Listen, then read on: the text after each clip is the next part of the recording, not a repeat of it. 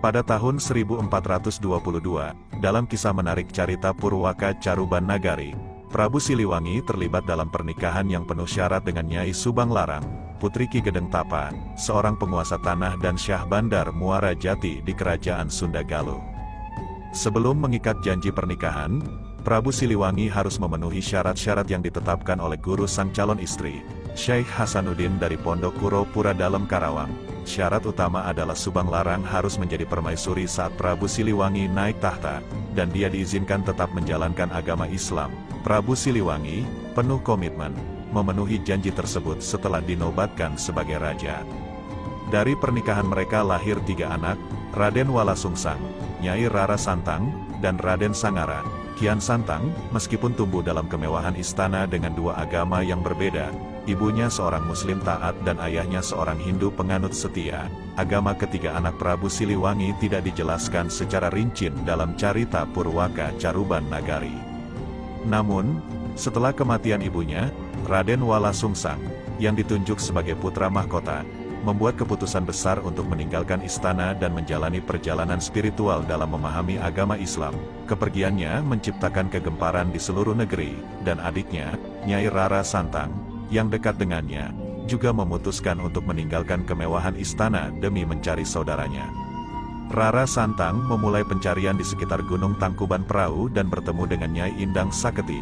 Dia disarankan untuk mencari Ki Ajar Saketi di Argaliwung, dan setelah bertemu dengannya, Rara Santang diarahkan ke Gunung Marapi, di Ciamis. Disitulah dia bertemu kembali dengan Raden Wala Sungsang, sang kakak. Menurut Islamisasi di Jawa, pertemuan itu menjadi penting karena Wala Sungsang sebelumnya bertemu dengan Ki Gedeng Danuwarsih, seorang pendeta Buddha. Setelah menikah dengan putri Ki Gedeng Danuwarsih, Nyai Indah Gelis, mereka berdua bersama Rara Santang melanjutkan perjalanan ke Amparan Jati, Cirebon. Di Amparan Jati, mereka disambut oleh Ki Gedeng Tapa, kakek dari Rara Santang dan Wala Sungsang, yang merupakan penguasa di sana. Amparan Jati pada saat itu adalah wilayah persebaran Islam pertama di Tatar Sunda.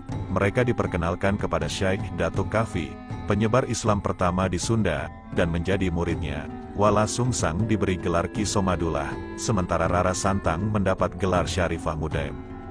Dengan tugas dari guru mereka, Ki Somadullah dan Syarifah Mudaim membangun perkampungan di kebun pesisir sambil menyebarkan ajaran Islam. Menurut Babat Cirebon, daerah kebun pesisir ini adalah pusat penyebaran Islam oleh Ki Somadullah, yang terletak di Lemah Wungkuk, sebelah timur Pasambangan, di dalam administrasi Cirebon. Dengan keberanian dan keputusan mereka, Raden Wala Sungsang dan Nyai Rara Santang mengukir kisah menarik tentang cinta, pencarian spiritual, dan pengabdian kepada agama Islam di tengah perjalanan hidup mereka yang penuh liku-liku.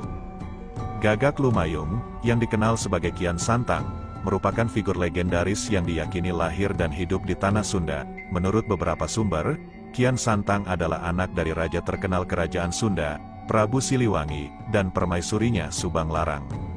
Sejak kecil, Raden Kian Santang telah dilatih dalam ilmu bela diri. Ketertarikannya pada seni bela diri membuatnya dikenal sebagai ksatria sakti Pajajaran saat remaja, berguru bersama Layung Kumendung, seorang hulu balang Pajajaran saat itu. Kian Santang menunjukkan kecakapan yang luar biasa. Setelah menyelesaikan pelatihan bela diri, Kian Santang beralih ke aktivitas baru. Ia bergabung dengan kelompok berburu di istana dan menunjukkan keahliannya dalam memanah, membidik rusa, kijang, dan berbagai jenis burung dengan sangat tepat. Prestasinya membuat Baginda Raja terkesan, dan Kian Santang diangkat menjadi Senapati Pajajaran. Peran Kian Santang sebagai Senapati tak hanya sebagai putra raja, tetapi juga sebagai pemimpin tentara. Dengan Layung Kumendung, mereka bersama-sama menjaga Pajajaran dari potensi serangan musuh. Kian Santang tumbuh menjadi remaja yang kuat, berani, dan penuh keingintahuan terhadap berbagai hal. Namun, kehidupan Kian Santang tidak berhenti di sana. Ia juga dikenal sebagai sosok ramah dan mencari tantangan. Keahliannya dalam ilmu bela diri membuatnya tak terkalahkan di Pulau Jawa. Bahkan, ia belum pernah melihat darahnya sendiri dan tidak pernah mendapatkan luka sedikit pun selama hidupnya. Meskipun demikian, Kian Santang merasa gelisah dan merenung tentang jati dirinya yang sejati. Ia memutuskan untuk mencari jawaban dengan bertanya pada ahli nujum dan peramal. Petualangannya membawanya menemui Ali di tanah Mekah, di mana ia mengalami pengalaman gaib yang tak terduga. Kisah terkenal dari perjalanan Kian Santang adalah saat ia mencoba mencabut tongkat Ali yang tertinggal di tanah Mekah. Kejadian tersebut tak terduga, karena darah mulai mengalir dari seluruh tubuh Kian Santang. Momen inilah yang membuatnya menyadari bahwa orang yang dicari-cari selama ini, yaitu Ali, sebenarnya telah ada bersamanya. Kian Santang, dengan segala kekuatannya, tidak hanya meraih kesaktiannya dalam ilmu bela diri, tetapi juga menemukan jati diri sejatinya dalam perjalanan spiritualnya. Petualangannya yang unik dan penuh misteri membuatnya menjadi salah satu tokoh legendaris yang tak terlupakan di tanah Sunda. Setelah menemui Ali di Mekah, Kian Santang tak hanya menemukan guru spiritual tetapi juga menemukan cahaya baru dalam bentuk agama Islam. Keputusan Kian Santang untuk memeluk Islam membuatnya menjadi murid dari sosok yang diyakini sebagai Sayyidina Ali, Yundiafi, 1993. H23, berguru lama dengan Ali. Kian Santang mulai memahami ajaran Islam dengan mendalam.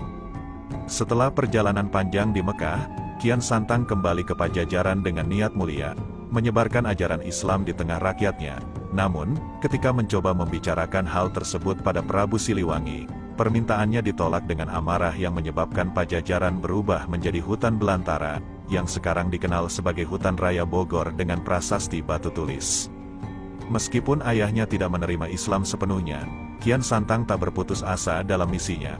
Ia memulai penyebaran agama Islam di daerah-daerah terpencil Tanah Pasundan. Limbangan menjadi tempat penyebaran pertamanya di wilayah Priangan Tatar Sunda. Selain Godok Garut, penyebaran agama Islam juga terjadi melalui perdagangan para pedagang Arab dan India di pantai utara. Nama Prabu Kian Santang pun berganti menjadi Syekh Sunan Rohmat Suci. Ia mulai mengislamkan raja lokal seperti Raja Galuh Pakuwon di Limbangan yang dikenal sebagai Sunan Pancer. Dengan mengislamkan rajanya, otomatis rakyatnya pun mengikuti jejak pemimpin mereka. Suratman, 1981, H49. Berkat Sunan Pancer, agama Islam tersebar luas dan berkembang di daerah Galuh Pakuwon. Kian Santang secara aktif mengislamkan petinggi kerajaan dan raja lokal lainnya seperti Santowan Suci Mareja, sahabat Kian Santang, Sunan Sirapuji, dan Sunan Batuwangi di Kecamatan Singajaya. Ajaran Islam kemudian menyebar di seluruh tanah Priangan melalui peran para raja lokal tersebut. Generasi berikutnya, seperti para Sufi Jafar Siddiq, Fatah Rahmatullah, dan Abdul Muhyi, bersama dengan ulama dari Cirebon dan Mataram, seperti Cangkuang Arif Muhammad dari Cirebon dan Pangeran Santri dari Sumedang, melanjutkan penyebaran agama Islam.